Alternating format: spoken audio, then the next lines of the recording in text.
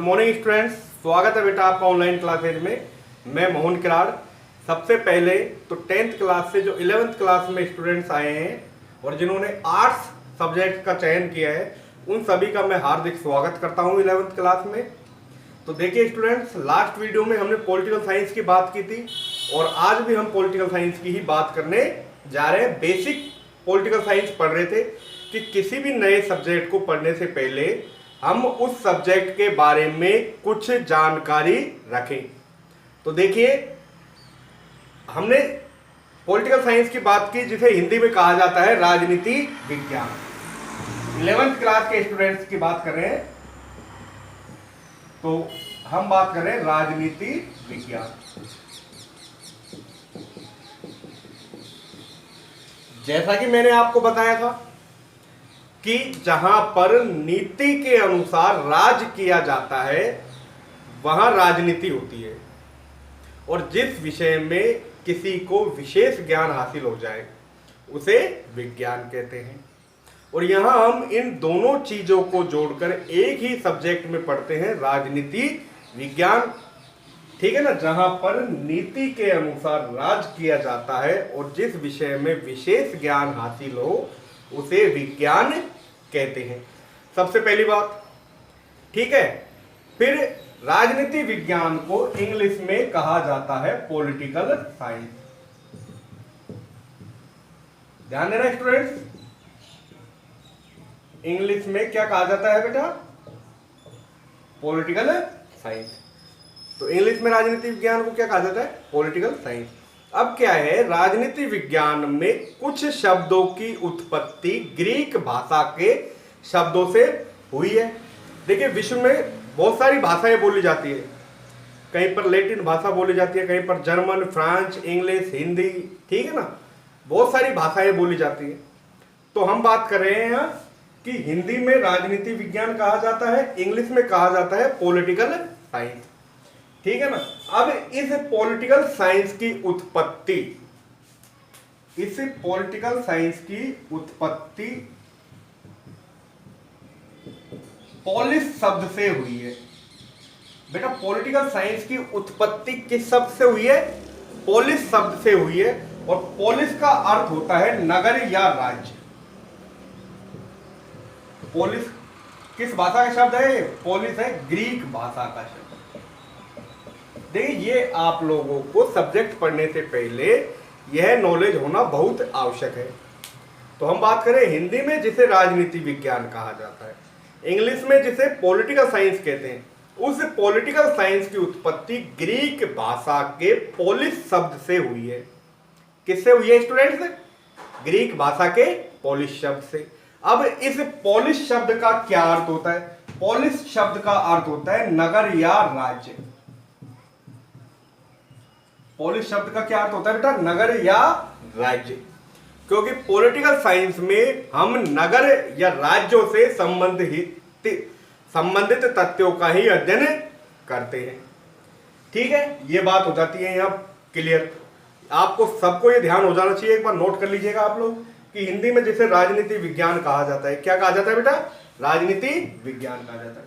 English में political science, Greek भाषा के पोलिस शब्द से जिसकी उत्पत्ति हुई है उसका अर्थ होता है नगर या राज्य।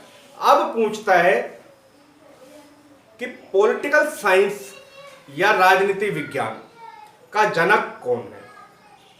मैंने आपको लास्ट वीडियो में भी बताया था। तो देखिए, राजनीति विज्ञान का जो जनक है,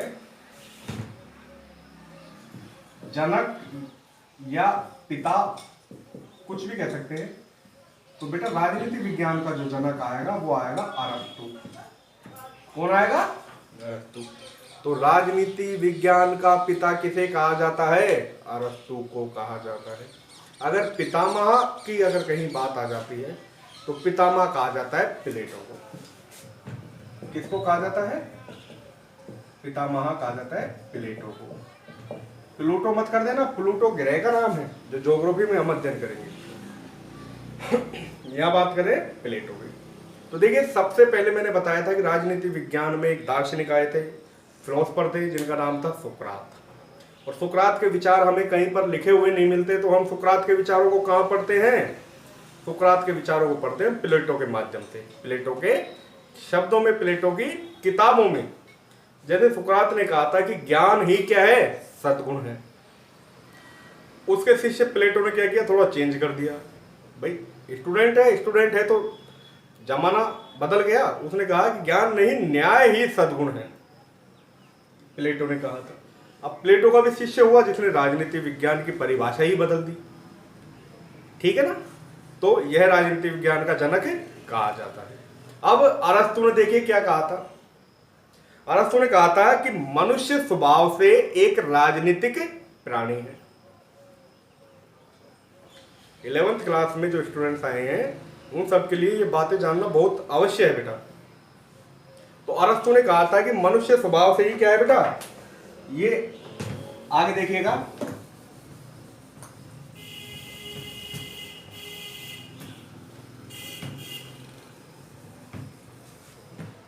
कि अरस्तु कहता है कि मनुष्य स्वभाव से ही एक राजनीतिक प्राणी है, या राजनीतिक प्राणी है। ध्यान देना स्टूडेंट्स, क्या कहते हैं कि ये कि मनुष्य स्वभाव से एक राजनीतिक प्राणी है। वैसे तो मनुष्य, देखो हम आम भाषा में कहते हैं कि मनुष्य स्वभाव से एक सामाजिक प्राणी है, परंतु अरस्तु क्या कहता है कि मनुष्य एक राजनीतिक प्राणी है। और जो मनुष्य समाज या राज्य में नहीं रहता, ध्यान देना, प्राणी है, और जो समाज या राज्य दोनों में ही नहीं रहता, दोनों में ही नहीं रहता, वह या तो देवता है या फिर पशु। देखिए कितनी बड़ी बात कही है अरस्तु ने। अरस्तु बोले तो पिताजी किसके, राजनीति विज्ञान के। क्या कहा है कि मनुष्य स्वभाव से एक राजनीतिक प्राणी है, और जो मनुष्य समाज या राज्य दोनों में नहीं रहता है, जो मनुष्य समाज या राज्य दोनों में नहीं रहता है, वो बेटा या तो क्या होगा, देवता होगा, और या फिर वो क्या होगा बेटा, पशु होगा। ठीक है ना, कि मनुष्य समाज में रहेगा तो मानव होगा, ठीक है ना, या समाज में रहकर वो अच्छे संस्कारों की बात करता है तो बहुत से मनुष्यों को समाज में दैत्य स्वरूप माना जाता है, देवत्व स्वरूप माना जाता है। ठीक है ना, तो ये भी आप नोट कर लेना।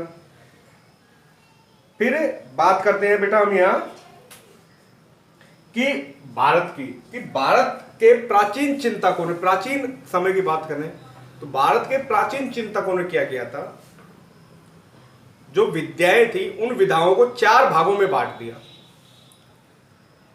भारत के प्राचीन चिंतकों जैसे मनु है, कौटिल्य है, शुक्र है, भास्कर है, ठीक है ना, इन्होंने क्या किया कि जो प्राचीन विधाएं हैं इनको 4 भागों में बांट दिया। अब ये 4 भाग कौन कौन से थे, त्रयी, वार्ता, आनुवांशिकी और दंडनीति। त्रयी, वार्ता, आनुवांशिकी और दंडनीति, ठीक है ना, ये आगे पढ़ेंगे। तो पॉलिटिकल साइंस में आपके पॉलिटिकल साइंस को 2 पार्ट में डिवाइड किया हुआ है, और उन 2 पार्टों में, 2 पार्ट्स में हम पहले पार्ट में बेटा सिद्धांत और व्यवहार के बारे में अध्ययन करेंगे, और दूसरे पार्ट में जो कि आपके अब सिलेबस चेंज हो चुका है, हम संविधान की बात करेंगे। संविधान में किसकी बात करेंगे, भारतीय संविधान की। तो भारत का नागरिक होने के नाते हम सभी को सबसे पहले भारतीय संविधान को जानना बहुत जरूरी है, क्योंकि उसी भारतीय संविधान ने हमको बेटा क्या किया है, जीना सिखाया है, हमारे राइट्स जो अधिकार है उनके लिए लड़ना सिखाया है। आज भी हमारे अधिकारों का कहीं हनन होता है तो हम संविधान की शरण लेते हैं, ठीक है ना, लॉ पब्लिकेशंस की शरण लेते हैं, और उसी कानून के तहत हमको न्याय मिलता है। और प्लेटो कहता है कि न्याय ही सद्गुण है।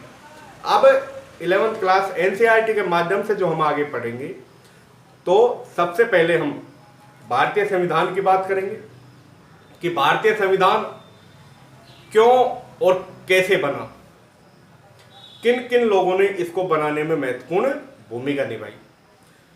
भारतीय संविधान में मूल अधिकार और नीति निर्देशक तत्वों का भी अध्ययन किया गया है, ठीक है ना। जैसा कि मैंने आपको बताया था कि अगर हम भारतीय संविधान की बात करें तो 395 अनुच्छेद, 12 अनुसूचियां और 22 भागों के बारे में अध्ययन किया गया है। कई जगह अनुच्छेदों की संख्या बढ़ाकर बताई है, जो कि वर्तमान में 448 अनुच्छेदों के बारे में बताया गया है।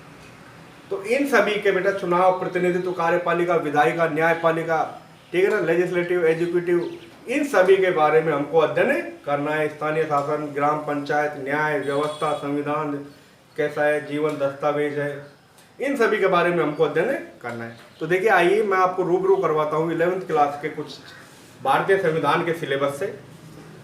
देखिए स्टूडेंट, ये हम बात कर रहे थे राजनीति विज्ञान के जनक की। तो जनक जिसके बारे में कहा गया है, तो जनक राजनीति विज्ञान का किसे कहा गया है? अरस्तु को कहा गया है। किसको कहा गया है बेटा? अरस्तु को कहा गया है, ठीक है ना। तो देखिए आगे कि राजनीति में अंग्रेजी को क्या कहा जाता है। देखिए, जैसे मैंने आपको बताया था कि हिंदी शब्द है राजनीति, अंग्रेजी में कहा जाता है पॉलिटिकल साइंस। ग्रीक भाषा के पोलिस शब्द से जिसकी उत्पत्ति हुई है, उसका अर्थ होता है नगर या राज्य से संबंधित। किसका संबंधित होता है? नगर या राज्य से संबंधित होता है। और उस नगर या राज्य में मनुष्य के संबंधित जीवन, घटना, क्रिया, व्यवहार एवं समस्याओं का अध्ययन किया जाता है। नगर या राज्य में किसका अध्ययन किया जाता है? मनुष्य का ही। मनुष्य से संबंधित जीवन की जो घटनाएं होती है, क्रियाएं होती है, व्यवहार होता है, उन सभी का अध्ययन किया जाता है। तो देखिए, उन सभी का जो अध्ययन किया जाता है, उन सब अध्ययनों में मनुष्य के जीवन के बारे में कुछ महत्वपूर्ण बातें बताई गई है। तो देखिए कि अरस्तु ने राजनीति शब्द का प्रयोग किन में किया है? नगर और राज्यों के अर्थों में किया है, ठीक है ना। तो फिर राजनीति विज्ञान को क्या किया था बेटा? दो अर्थों में डिवाइड कर दिया, दो शब्दों में डिवाइड कर दिया, परंपरागत और आधुनिक। परंपरागत राज्य के अध्ययन के रूप में, सरकार के अध्ययन के रूप में, राज्य और सरकार के अध्ययन के रूप में, राज्य, सरकार और व्यक्ति के अध्ययन के रूप में, इन सभी का अध्ययन किया गया है। तो अब हम बात करते हैं 11th क्लास का जो हमारा सब्जेक्ट है, सिलेबस है, एनसीईआरटी के माध्यम से हम जो पढ़ना चाहते हैं उसका हम अध्ययन करेंगे। तो देखिए स्टूडेंट, सबसे पहले भारतीय संविधान।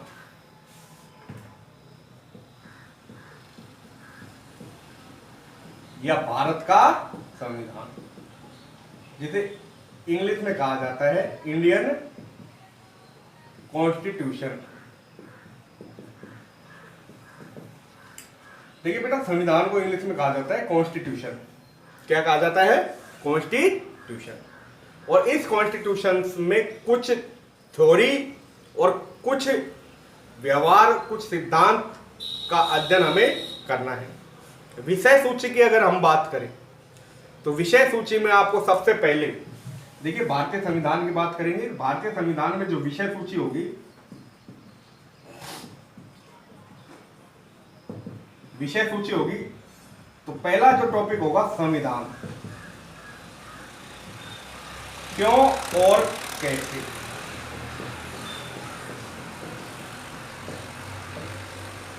ठीक है बेटा, संविधान क्यों और कैसे। 11th क्लास की बात करें तो देखिए, आप लोग अब 11th क्लास में आ चुके हैं, तो आपको समय ना गवाते हुए सबसे पहले तो आपको बेटा एनसीईआरटी की बुक खरीद लेनी है, क्योंकि जो आपका सिलेबस आएगा एनसीईआरटी के माध्यम से आएगा।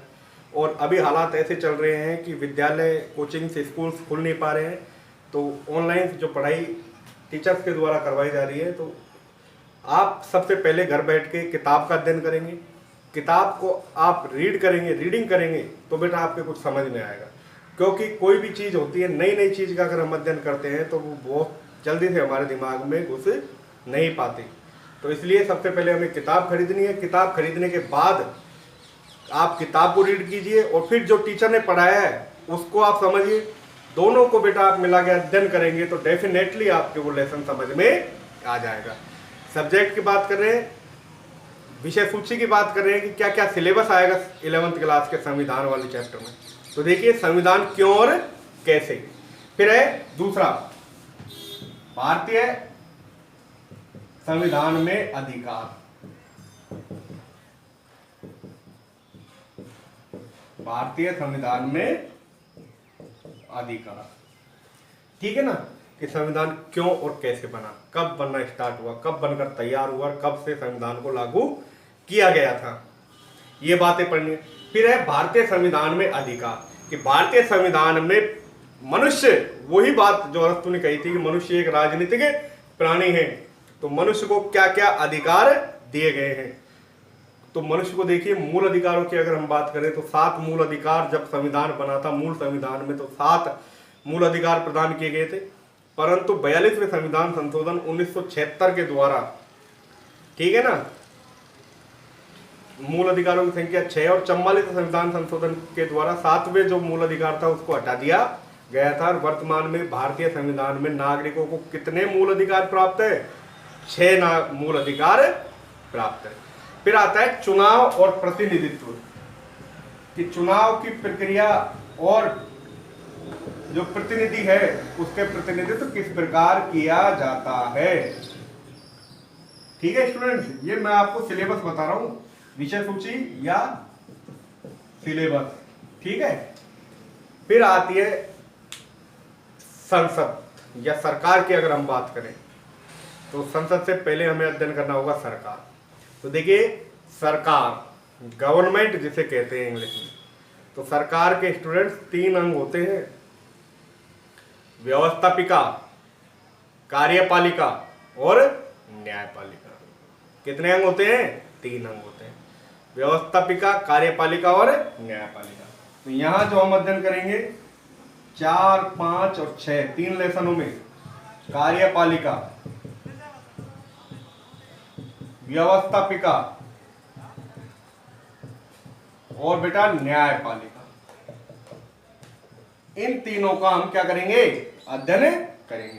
किस किस का? कार्यपालिका का, व्यवस्थापिका का और न्यायपालिका का, इन तीनों का अध्ययन करेंगे, ठीक है। न्यायपालिका में देखिए व्यवस्थापिका, तो व्यवस्थापिका को कहा जाता है विधायिका। विधायिका जिसे अलग अलग देशों में अलग अलग नामों से जाना जाता है। भारतीय देश की बात करें तो भारत देश में विधायिका को संसद कहा जाता है, इंग्लिश में जिसे पार्लियामेंट कहते हैं, ठीक है ना। और प्रत्येक देश की एक संसद होती है, वो संसद देश की राजधानी में स्थित होती है अधिकतर। अपवाद स्वरूप 1-2 अगर बाहर है तो ध्यान मत देना, अन्यथा सारी की सारी जो संसदें होती है वो राजधानी में स्थित हो। जैसे हम भारत की संसद की बात करें तो भारत संसद दिल्ली में स्थित है। कहाँ? दिल्ली में स्थित है। फिर उसके बाद आते हैं बेटा संघवाद से संबंधित टॉपिक, भारतीय संघवाद, ठीक है ना, इकहरी नागरिकता, कि फेडरलिज्म, यूनियन की संघात्मक होते हुए भी लक्षण कैसे पाए जाते हैं भारतीय देश में? एकात्मक। क्योंकि कई जगह क्या होता है जहां पर संघात्मक शासन व्यवस्था होती है वहां पर उसी देश में एक की जगह 2-2 अधिकार पाए जाते हैं। फिर आता है बेटा स्थानीय शासन, स्थानीय शासन, ठीक है। 9वें नंबर पर जो आपके टॉपिक आता है वो आता है संविधान एक जीवंत दस्तावेज है। संविधान एक जीवंत दस्तावेज है। तो संविधान बेटा दस्तावेज का ही एक प्रलेख है, जिसे दस्तावेज कहा जाता है संविधान को, ठीक है ना। पुस्तकों का संग्रह दस्तावेज कह सकते हैं। संविधान का राजनीतिक दर्शन, ठीक है ना, संविधान का राजनीतिक दर्शन, राजनीतिक दर्शन। जगह का अभाव है इसलिए राजनीतिक लिख रहा हूं, ठीक है ना। उसके बाद कुछ नागरिकों के मूल कर्तव्य आते हैं, उन सभी का भी हमें क्या करना है? अध्ययन करना है। तो सबसे पहले यही कहना चाहूंगा कि आप लोग इस सिलेबस को नोट करें और देखें कि आपके जीवन में भारतीय संविधान कितना महत्वपूर्ण है और क्यों ब्रिटिश शासन के अधीन रहते हुए भी भारतीयों ने भारतीय संविधान को बनाना चाहा।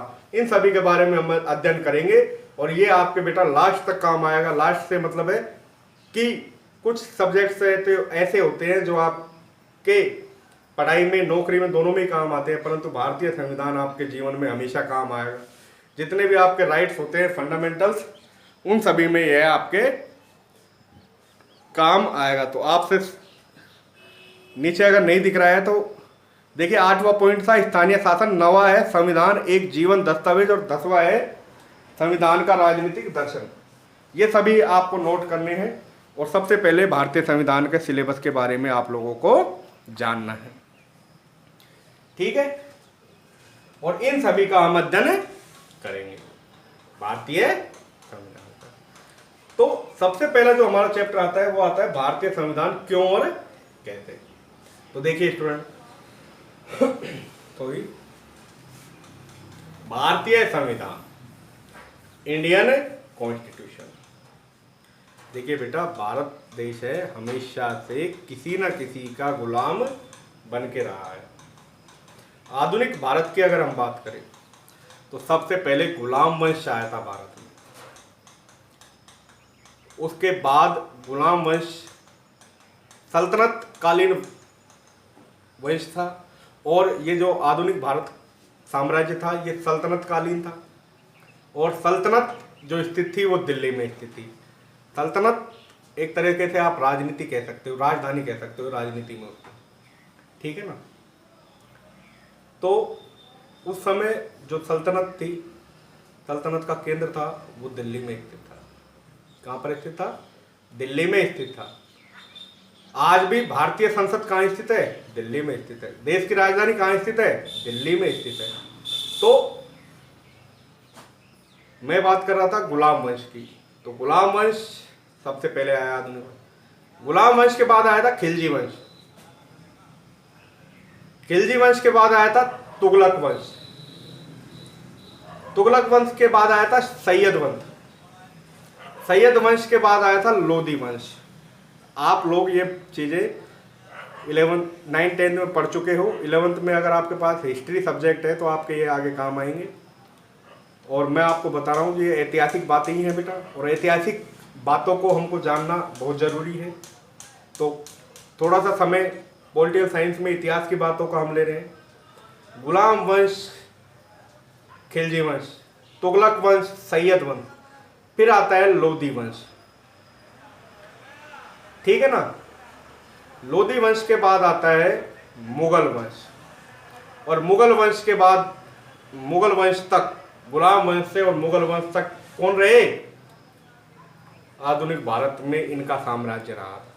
ये वंश आए थे, एक के बाद एक वंश आया था, और इन्होंने ही भारत देश पर, जो भारत को सोने की चिड़िया कहा जाता था, जिसमें वसुधैव कुटुंबकम की भावना को अपनाया जाता था, ठीक है ना, the golden bird of India, कि जिसे सोने की चिड़िया कहा जाता था। किसको? भारत देश को। और इस भारत देश पर बेटा किसी की नजर लग गई तो पहले तो मुस्लिम आक्रांताओं ने लूटा, तुर्की भी आए थे, अरब आए थे, बहुत सारे लोग आए थे, क्योंकि भारत को सोने की चिड़िया कहा जाता था। भारतीय जो लोग हैं वो आज भी सीधे हैं और पहले भी व्यवहार में सीधे ही थे। उसके बाद मुगल वंश के बाद क्या हुआ कि भारत में व्यापार करने के लिए ईस्ट इंडिया कंपनी के माध्यम से अंग्रेज लोग आए थे। किसके माध्यम से? ईस्ट इंडिया कंपनी के माध्यम से। सुना होगा आपने ये नाम, ईस्ट इंडिया कंपनी के।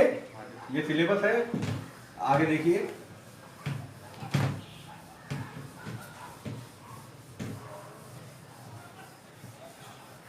देखिए बेटा कि जो गुलाम वंश से लेकर गुलाम, खिलजी, तुगलक, सैयद, लोधी, मुगल, और मुगलों के बाद कौन आ गए? अंग्रेज आ गए। ये बात कर रहे हैं 1206 से 1900 ईस्वी तक की। 1947 कह सकते हो आप अंग्रेजों के शासनकाल से, ठीक है ना। तो देखिए आपने कितनी जल्दी 1206 से 1947 तक का पूरा इतिहास छोटे से शब्दों में पढ़ लिया कि गुलाम वंश, खिलजी वंश, तुगलक वंश, सैयद वंश, लोधी वंश, मुगल वंश और अंग्रेज साम्राज्य का आधिपत्य स्थापित हो चुका था भारत देश में। हम बात करते हैं अंग्रेजों की, जो कि आपके सब्जेक्ट से रिलेटेड है। तो अंग्रेज ईस्ट इंडिया कंपनी के माध्यम से, देखिए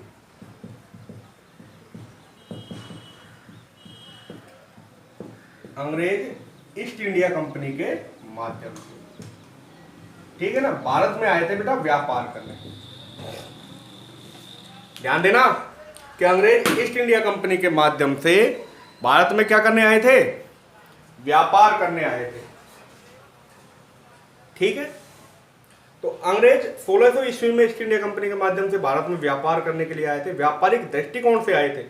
तो धीरे धीरे इन्होंने व्यापारिक दृष्टिकोण से राजनीतिक दृष्टिकोण का कदम उठा लिया और अपने जो पैर कहते हैं यहां हिंदुस्तान में जमा लिए। और जब बंगाल का एक नवाब था, नवाब का नाम था मीर सिराजुद्दौला, बंगाल का नवाब, ठीक है ना, नवाब का नाम था मीर सिराजुद्दौला। और इधर थे व्यापार करने आए थे, उनमें से एक अंग्रेज अधिकारी थे, अंग्रेज ऑफिसर या अधिकारी जो भी आप लिख सकते हैं, वो थे लॉर्ड क्लाइव, ठीक है ना। तो देखिए समझिएगा आप लोग, लॉर्ड क्लाइव कौन थे? अंग्रेज अधिकारी थे। लॉर्ड क्लाइव कौन थे बेटा? अंग्रेज अधिकारी थे। और मीर सिराजुद्दौला कौन था? मीर सिराजुद्दौला बंगाल का नवाब था। कहाँ का नवाब था? बंगाल का नवाब था। इन दोनों के मध्य एक वार्ता होती है, मीटिंग होती है, और उसमें कहता है कि हम दोनों में जो युद्ध होगा और उस युद्ध में जो विजयी होगा वही इस भारतवर्ष पर क्या करेगा? राज करेगा। तो देखिए इन दोनों के बीच एक युद्ध हो गया, और यह जो ऐतिहासिक युद्ध हुआ था 23 जून 1757 को हुआ था। कब हुआ था बेटा? 1757। और इस युद्ध का नाम था प्लासी का युद्ध। क्या नाम था? तो प्लासी के युद्ध से अंग्रेजों का आधिपत्य कहां स्थापित हो गया? भारत में। कहां पर? और युद्ध हार गया सिराजुद्दौला, जीत गए लॉर्ड क्लाइव। और 23 जून 1757 को एक युद्ध हुआ था जिसका नाम था प्लासी का युद्ध। और 23 जून 1757 को लॉर्ड क्लाइव ने भारत पर अधिकार कर लिया। और 1757 से 1947 तक लगभग 200 वर्षों तक, लगभग कह रहा हूं बेटा, एग्जैक्ट नहीं कह रहा, लगभग, वैसे तो 190 होते हैं, लगभग 200 वर्षों तक अंग्रेजों ने भारत पर क्या किया था? अपना आधिपत्य स्थापित किया था। अर्थात अंग्रेज लोग भारत पर कब्जा करने लग गए, ठीक है।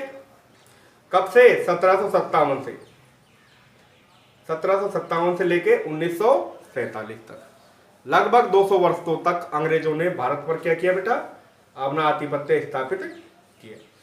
तो जब भारतीय लोगों ने अपना एक संविधान बनाने की इच्छा जागृत की और भारतीय लोगों ने अपना एक संविधान बनाया, ठीक है। और संविधान बनाने के बाद भारतीयों ने कि कहा था कि जो भारतीय संविधान होगा वो भारतीयों की इच्छा के अनुसार होगा।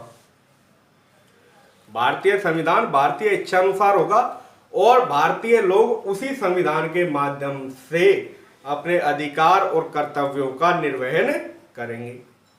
तो ये आपके 11th का जो सिलेबस बताया था मैंने, ये आपको सबसे पहले नोट करना है और कुछ जो बातें हैं संविधान की वो हम करेंगे।